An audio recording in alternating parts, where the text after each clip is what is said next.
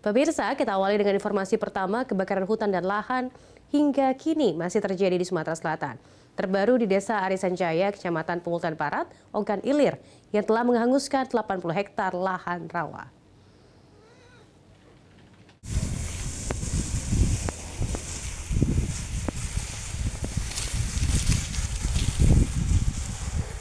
Kebakaran hutan dan lahan kembali terjadi di Kabupaten Ogan Ilir, tepatnya di kawasan Desa Arisan Jaya, Kecamatan Pemultan Barat.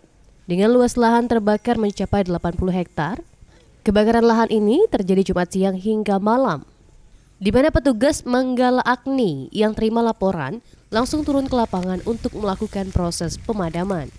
Komandan Regu 1 Manggala Agni, Masri mengungkapkan, api baru berhasil dipadamkan malam hari, di mana petugas Manggala Agni dibantu DPDB dan TNI Polri harus berjibaku memadamkan api yang membakar lahan rawa.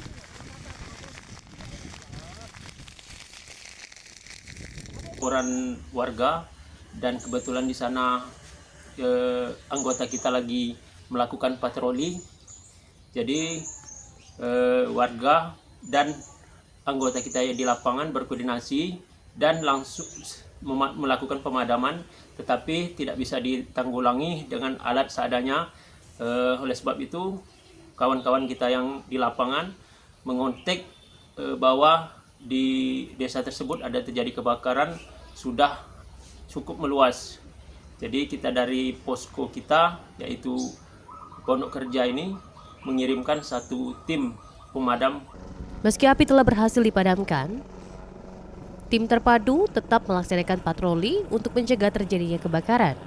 Warga pun diminta segera melapor jika terdapat api di lahan. Ilham Wahyudi, PAL TV.